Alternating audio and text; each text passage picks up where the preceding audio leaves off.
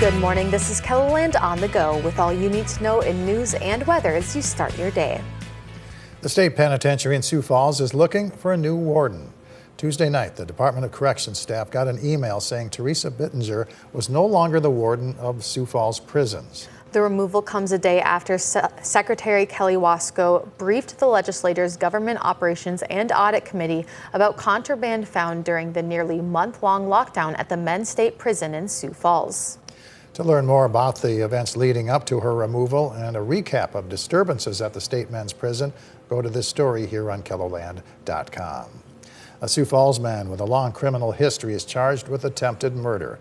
According to court documents, 59-year-old John Mitchell is accused of beating a woman so badly that she's hospitalized in critical condition. Investigators were unable to talk to the victim because she's in a coma after having surgery for a brain bleed.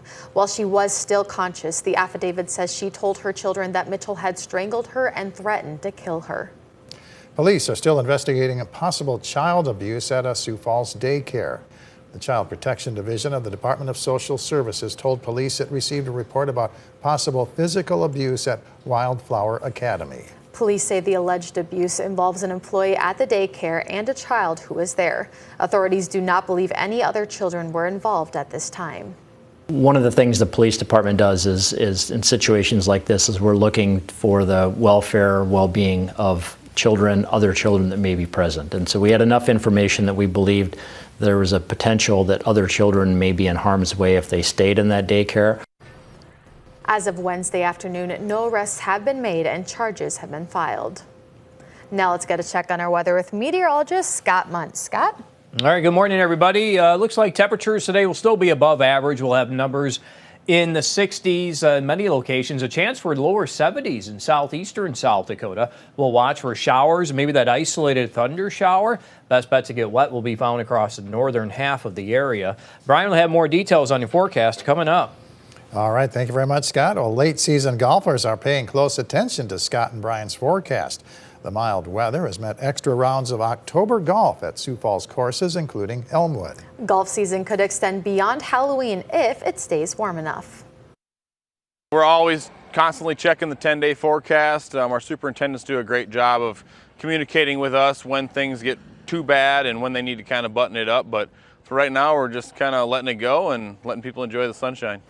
Golfing in October could become par for the course of the calendar year. Clark says city courses have been open to golfers for 30 of the past 32 months.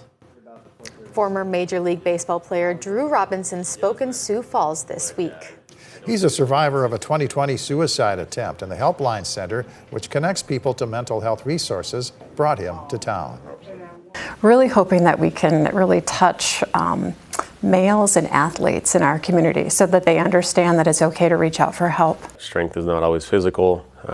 As someone who is physically gifted, I've learned over and over again how asking for help is probably the form of strength, a more pure form of strength than any kind of physical lift that I do or any kind of physical performance.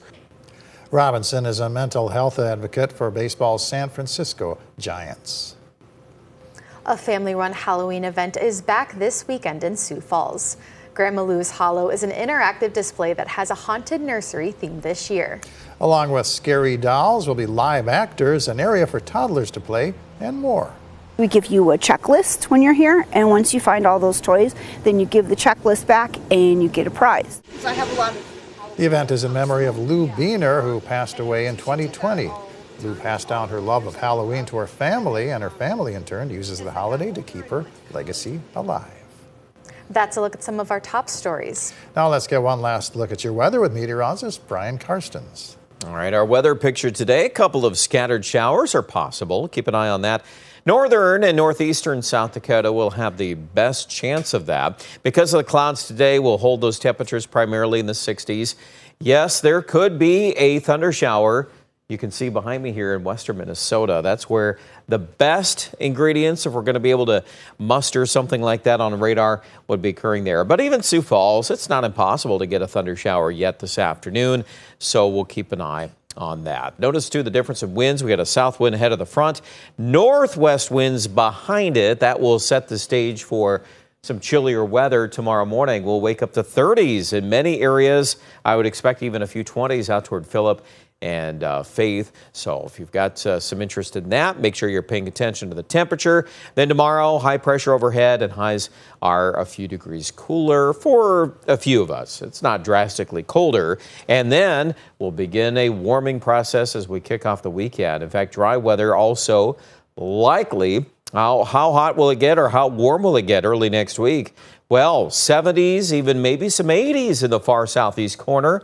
So the next question is, we've got a big trough in the jet stream across the Pacific Northwest. That could instigate some rain chances. We'll continue to watch that and see how that all develops here in the forecast. A few details to watch toward the end of the month. High today, 69 Mitchell, 72 in Yankton, and it looks like 63 here in Brookings, with, again, those scattered shower and thunder shower opportunities. Tomorrow, Saturday, Sunday, all looking dry. We're going to warm up, too, early next week as we kick the wind around to the south.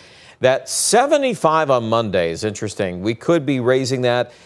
There's still some data out there supporting upper 70s, even some 80s in northwest Iowa early next week. So we got to lock down the timing and the placement of that front. But you notice there's some rain there at that end of the forecast, and for good reason. That trough should be enough to instigate at least some of that precipitation.